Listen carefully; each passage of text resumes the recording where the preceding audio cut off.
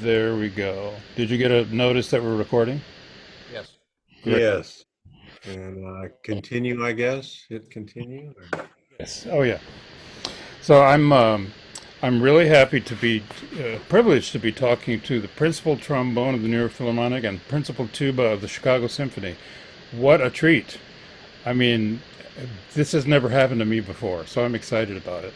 I'm here on behalf of Idyllwild Arts. We're doing our first uh, online virtual music camp this summer, and both Joseph Alessi and Gene Pokorny are giving masterclasses for us, which is a thrilling thing.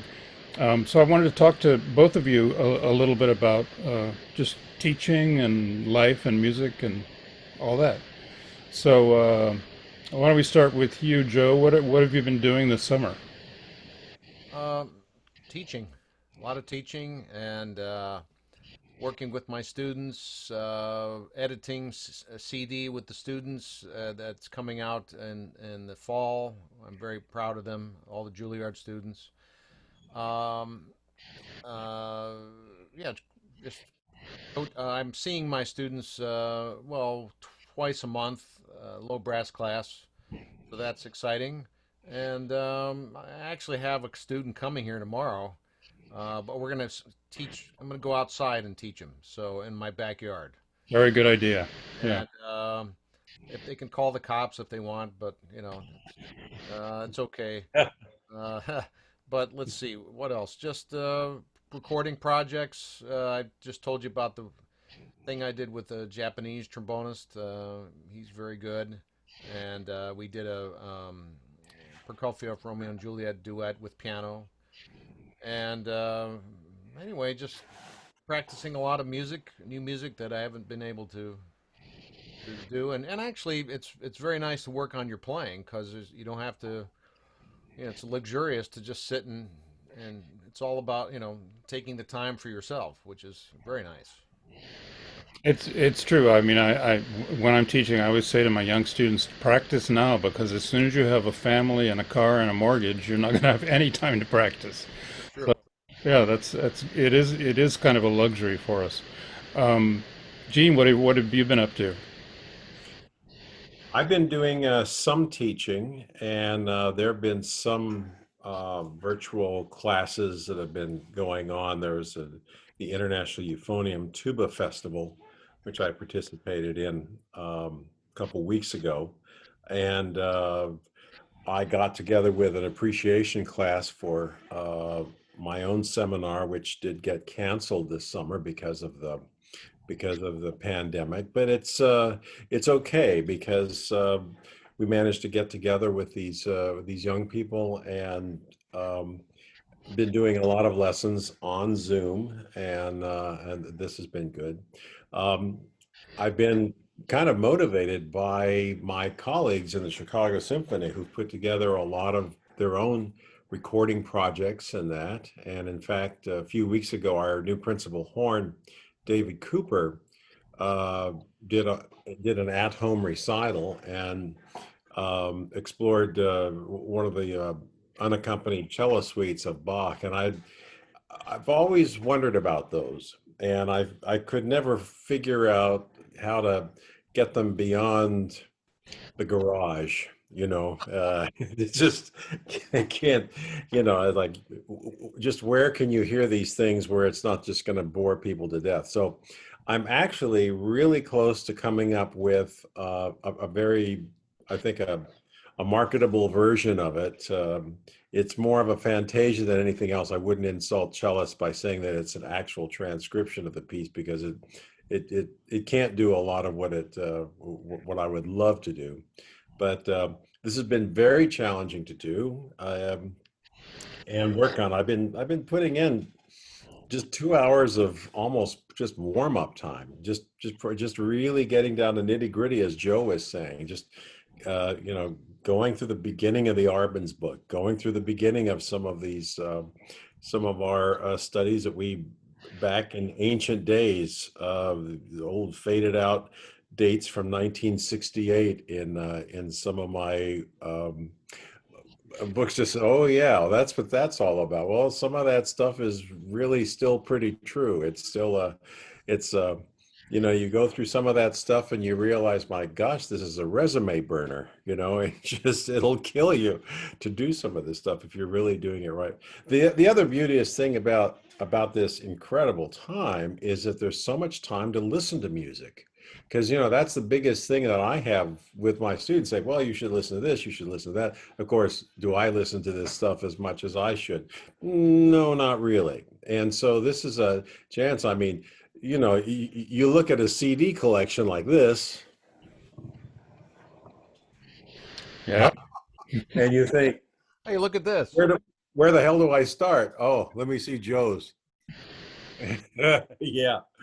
Yeah, that's something. I mean, you know, you can really just kill a lot of time just listening to stuff that you really Now haven't we can't listened put to in an that back awful up long there. There time. we go. Okay, sorry. Well, Um, it's true. I find that, you know, when you start listening, you know, when you listen at leisure and you're not listening for some reason, like, oh, I need to listen to this because I got to play it next week or whatever, you learn so much because, you know, we're basically about our ears. So we're filling our ears with all this amazing information that we don't often get a chance to do. It's wonderful.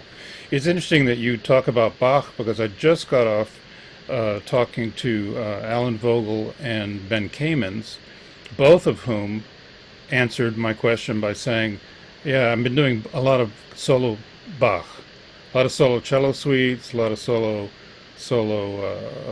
violin partias, that kind of thing." Um, and for myself, I'm also playing the cello suites. So we're all gravitating towards exactly the same thing.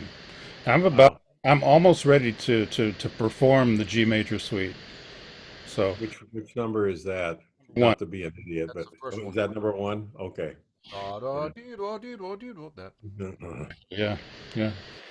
Which, despite PDQ Bach having put American in Paris to go along with that, I can still enjoy it. So, but how's Zoom working out for you guys? I'm really interested to know, as a teaching tool. Joe, what's it like? Well, it's actually great. I'm very happy with it as long as you have the connection, and I'm kind of an internet doctor with some of the students now because I'll make sure their settings are right. A lot of them are not aware of that. The special settings you have to have on Zoom, and then I've sent the student to a different room of the house. Where's your router? And it says, well, I don't know. Well, ask somebody in the house where the router is. Go down there and let's have the lesson there. And then you have to be in the right place and have the right connection.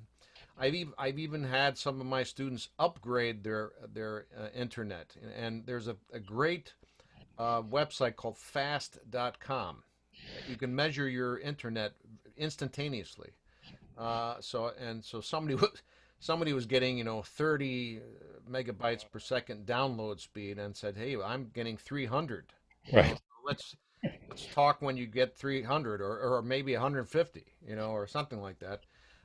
So anyway, people have had to upgrade things to make it work.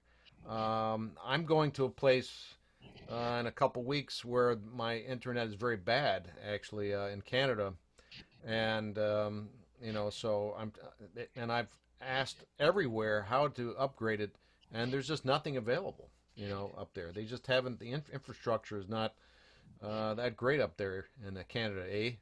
And so anyway, but the great thing about it is that it makes my students record themselves. So the way that I do the lessons is they have to send me a recording, a hard recording first, so that I can hear it, and in case something does go wrong. But even for the sound quality, so everybody has to submit these recordings, and the students are doing more recording than they probably ever did, during the virus time, and that's good. And I am too, actually. So I'm recording all these things, and like Gene, and it's ear popping, my eyes are going, oh my God, and so it reminds me of the old days when I would record all the time, and so I think I'm benefiting off of that. My students are benefiting off of it,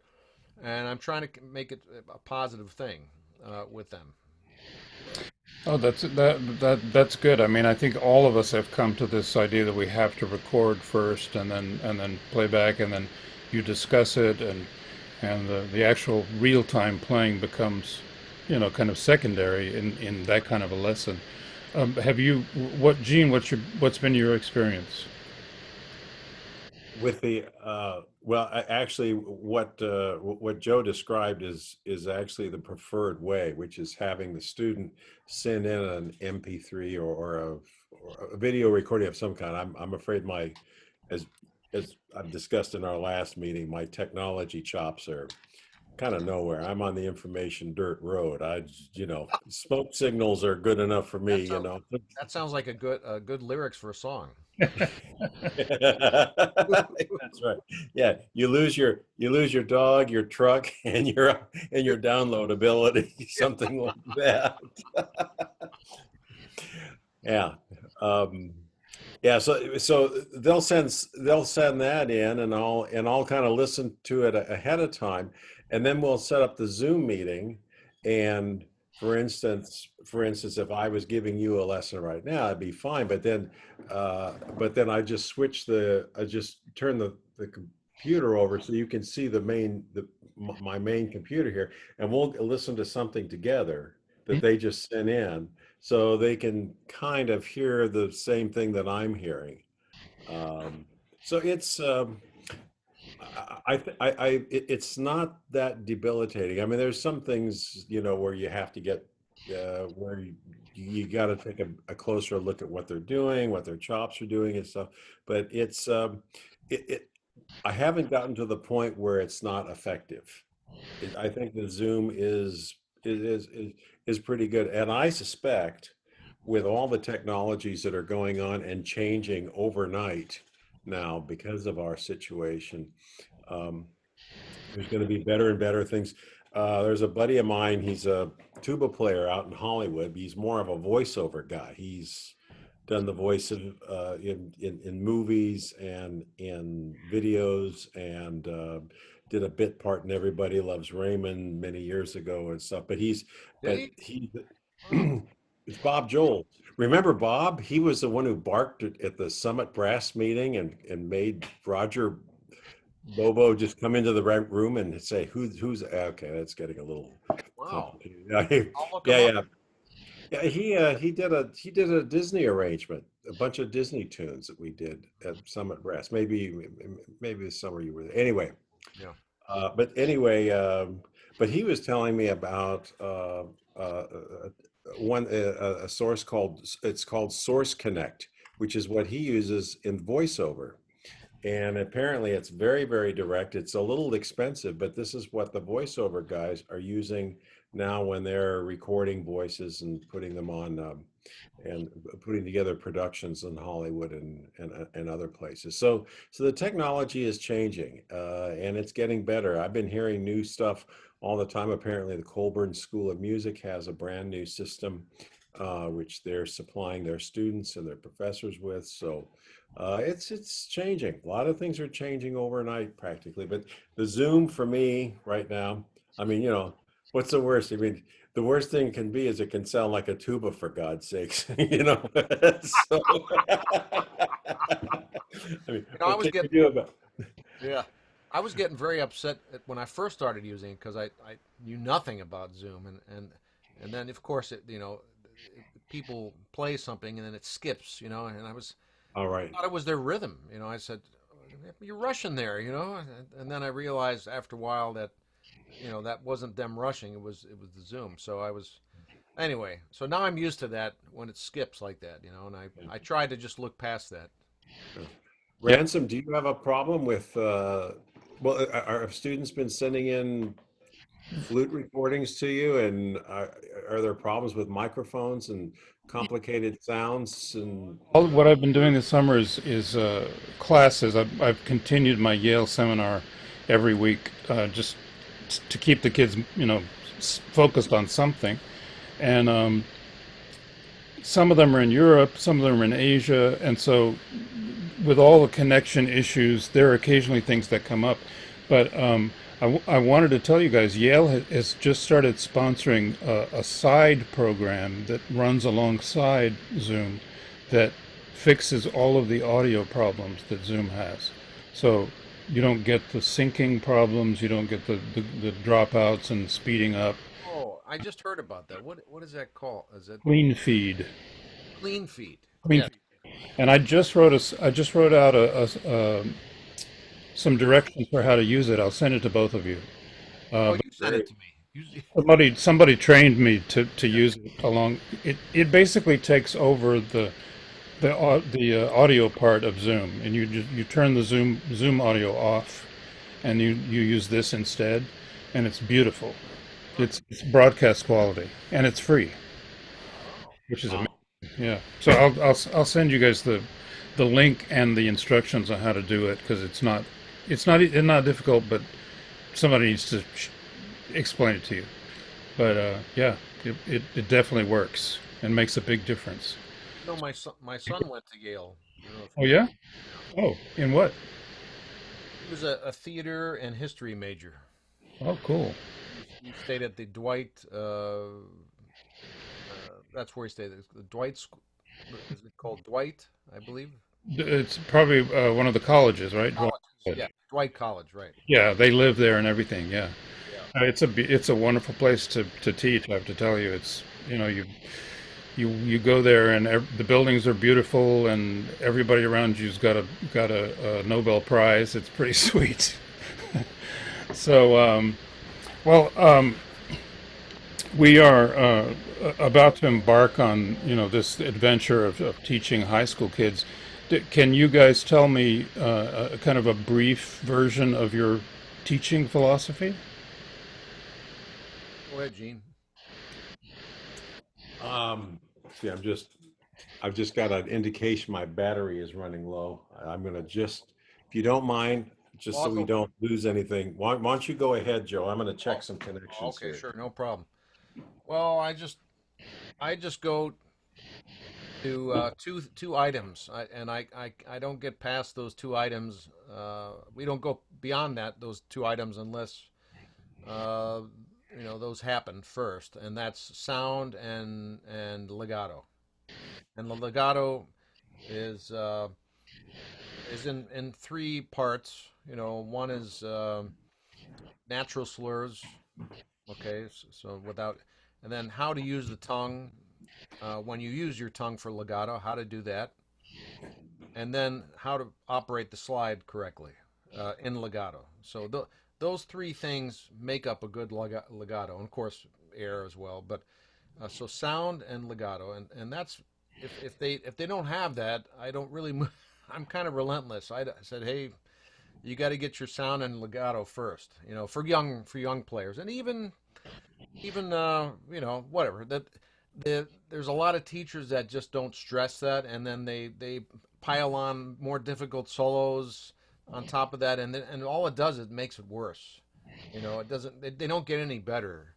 um, they might be able to do tricks on the instrument and play high, or play fast, but the quality is not there, and so I just find that I'm like a broken record. I could have a parrot or something, a talking parrot, and and just I can just leave the room and just have this parrot, you know, do the job for me, and because it's just over and over. I talk about the same things, but my students, I know that the ones that I work with at Juilliard, and they know they have to come up with that because to get beyond, those two things, and then from there, of course, rhythm and intonation and phrasing and where are you going the phrase and articulation and range, and it just goes on from there.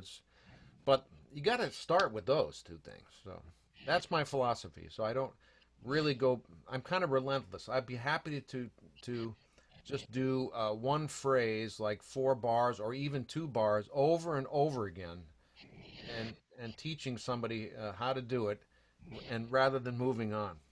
So I'm with you. It's all about fundamentals. yeah, Yeah, because without those, yeah, as you say, you can keep piling on detail after detail, but it's never really going to be great because there's something wrong at the in the foundation of the building. that's right. So, yeah, beautiful. Gene, tell us. Yeah. Well, the sound, of course, is very important on the tuba, and I want to make sure, especially with young players, that uh, they're kind of acquainted with the same music. If they're all starting with the same etude books and say same solos, something like that, so they can all relate to a particular um, to a particular piece. For example, if they were all starting off, if they all were acquainted with the Holst suite in E flat, just that opening line, we can get just a lot of very, very legato, very bel canto type of playing in. And I think I try to stress a little bit more the idea of having a musical line and having a vector that kind of continues through. I have to be careful with younger players like high school students who might not be developed as far as the air capacity is concerned. You want to have them play long phrases, but um, if they haven't developed their air capacities yet, and then they start to push a little too hard to get the line going on, they're going to start to tighten up a little bit, and then their throat's going to close, and then you start to run into, you know, a whole bunch of other issues which are problematic. So, as long as they're getting a nice full sound and they're giving the illusion that the phrase goes on even if they have to take a breath. And that's you have to be a little bit careful about that, especially with younger players who haven't developed that type of that much of a lung capacity. Um, so I'm looking forward to seeing these and these and just to kind of double check on this. Will tuba players they'll be able to play for Joe as well? Yes. Oh, And sure. I mean, unless for some reason your master classes are happening at exactly the same time, and I don't think they are. So, uh, yes, I think that would be excellent for them to get Ah, some likewise, ideas. likewise for the trombone guys. Yeah. great, great. Well, look, everybody, it's still possible to sign up for the summer session at Idlewild Arts, and just go online, look up idlewildarts.com, and you'll find the information for the summer music program. And imagine being able to study with both Joe Alessi and Gene Pokorny. It's a dream come true. Even for me, I don't even play one of their instruments. So, thank you guys very much for your time, and I'll see you next week online. Thank you. And I just want to say that a couple of my students, I believe, came from Idyllwild. It's a great program, and thank you for having us. And Absolutely. great to see Gene. And yeah, Yeah, I just wish we were going to be there in the flesh. I sent some stuff off to the TubeNet people today to make sure that people are quite aware of this program. And for me, I was in the high school program in 1968. Yeah, wow. in fact, I hadn't even graduated to tuba. I was still anchor tonguing my way on clarinet, you know. Took me 45 minutes to get through the Midsummer Night's Dream scherzo, you know. That's when I decided, well, if I'm already that slow, I might as well go to tuba. But I remember Idlewild School of Music and the Arts, which is what it was called back in the day. Right. So, Yeah. That's right. That's right. yeah, yeah, long time ago. Thanks, guys, again for your time, and see you next week. Yep. Absolutely.